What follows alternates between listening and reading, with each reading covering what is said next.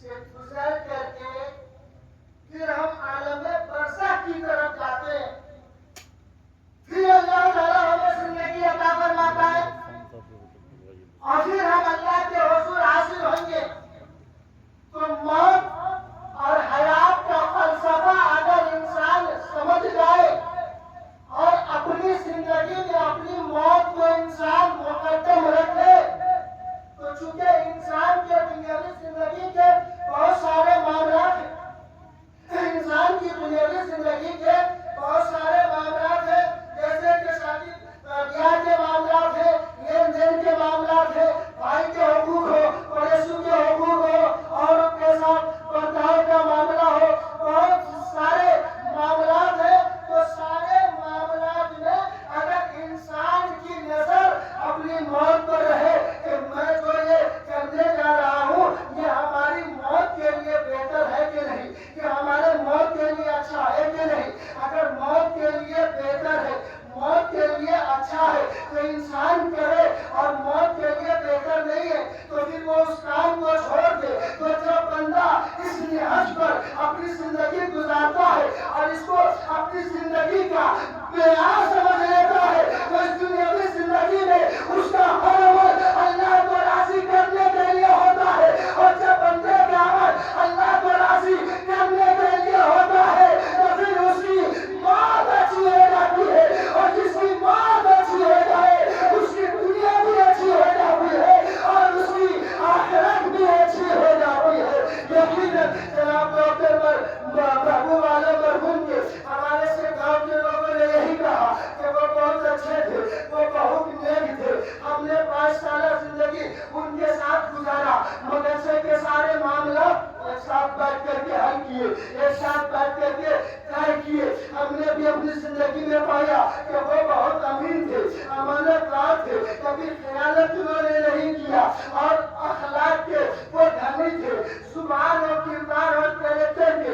افضل اور بہتر تھے، سارے معاملات ان کے اچھے تھے. تو گویا کہ انہوں نے اپنی زندگی کا معیار یہ بنا لیا تھا کہ ہمیں اس مادی دنیا میں اس طرح سے زندگی گزارنا ہے، اس طرح سے زندگی گزارنا ہے کہ عمل خیر کے زمرے میں ہماری یہ زندگی شامل ہو جائے اور نیک و صالحین کے صف میں ہمارا شمار ہو جائے. زندگی کی کسوٹی انہوں نے اس کو بنایا تو پھر خالق کائنات میں ہمارا موت تو حقیقت میں آنا ہی ہے. تو پھر خالق کائنات نے یہ انعام دیا کہ اپنے محبوب کے گھر پر بنایا، اپنے گھر پر بنایا، اور پھر پروردگار اس بندے سے زیادہ محبت کرتا ہے، اسے اس دنیا کے اندر بہت لمبے مدت تک رہنے نہیں دیتا. پروردگار اسے اپنے پاس جلدی بلا لیتا ہے تو عمرے پر جانا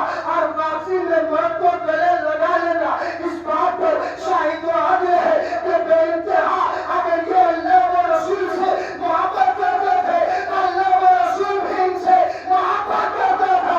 اور جو نیک روحیں ہوتی ہے پروردگار اس نیک روح کو اپنے پاس جلدی بلا لیا کرتا ہے، جلدی بلا لیا کرتا ہے. عزیزان گرامی، تو جناب ڈاکٹر محبوب عالم صاحب اس دنیا میں رہے مگر اس دنیا کے رنگ و رونق کو، اس دنیا کے زیب و زینت کو اپنے دل کے اندر جگہ نہ دی. سادگی کے ساتھ انہوں نے اپنی زندگی کو گزارا اور پھر مالک حقیقی کے پاس چلے گئے، یا یوں کہہ لیجیے کہ اس پروردگار نے انہیں اپنے پاس بلا لیا. عزیزان ملت اسلامیہ، انسان اپنی زندگی کا ایک معیار متعین کرے اور پھر اس کے مطابق وہ اپنی زندگی کو گزارے. دنیا کے نگاہوں نے دیکھا اور آپ سب نے اپنے ماتھے کی آنکھوں سے مشاہدہ کیا کہ گلے میں پھولوں کے ہار پڑے تھے اور مسکراتے ہوئے اس آبادی سے جا رہے تھے. پوچھنے والوں نے پوچھا تھا کہ کہاں جا رہے ہو تو جواب ملا جہاز پر بیٹھا مسکراتا چلا گیا. علامہ شفیع عالم صاحب کہاں گئے تو جواب دیا انہوں نے کہ وہ روزے رسول اللہ دیکھنے کے لیے گئے مگر ہائے قسمت وہ ظاہر مدینہ آیا. اور پھر لوگوں نے دیکھا کہ اب وہ جو ہے نا موت کے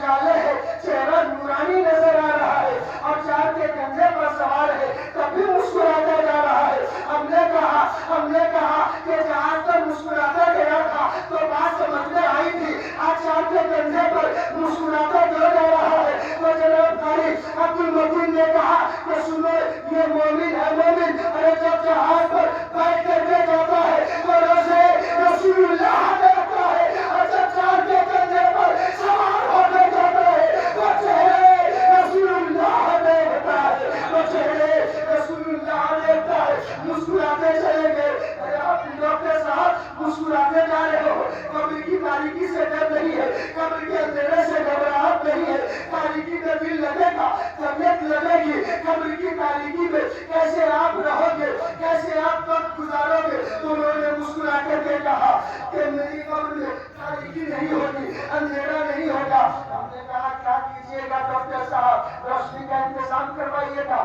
مرکبی بلب جلوائیے گا، جنریٹر یا انورٹر سیٹ کروائیے گا، یا بلب لگوائیے گا۔ کہا کچھ نہیں۔ میں نے کہا پھر قبر میں آپ کے اندھیرا کیوں نہیں؟ تو انہوں نے مسکرا کر کے کہا کہ میری قبر میں اندھیرے کا کیا سوال؟ اور ادھر بریلی کے فضاؤں سے آواز آئی کہ قبر میں لہرائیں گے کہاش چشمے نور کے، قبر میں لہرائیں گے کہاش چشمے نور کے، جلوہ فرما ہوگی جب حضرت رسول اللہ کی، جلوہ فرما ہوگی جب حضرت رسول اللہ کی۔